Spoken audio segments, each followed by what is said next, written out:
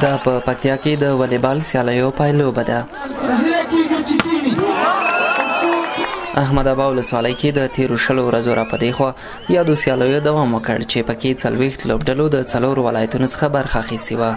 او موخه هدف همدغه و چې له نشهیي موادو نه او له ناوړه کارونو نه دا نوي ځوانان راوګرځو تر څو دلته د لوبو سره تشویق شي، تشویقي بڼه واخلي.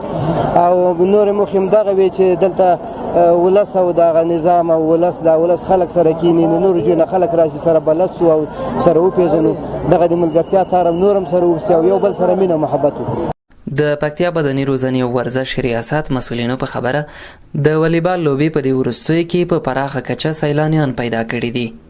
بل لور یو شمېر ځوانانو راته وویل د دې لوبو پر مهال هره ورځ ګڼو مینوالو برخه اخیسته او په همدې حال کې دوی زیاتوي ډیری ځوانان د ورته تفریح ځایونو په لټه کې دي چې دا ورته یوه ښه بوختیا هم ګڼل کېږي.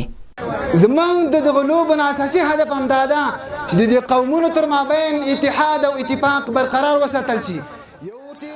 یو ټیم له خوست راځي، بل له پکتیا راځي، بل له شمال راځي. اساسي موده هدفونه دي.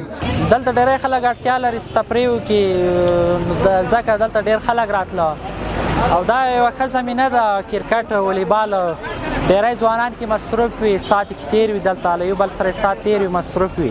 باینده کې زموږ لوبغاړي پلان لري چې ملي لوبډلې ته لار پیدا کړي، ځکه درې وارې زموږ 15 یا 6 لوبغاړي سلیکټ شوي دي افغانستان والیبال لیګ ته.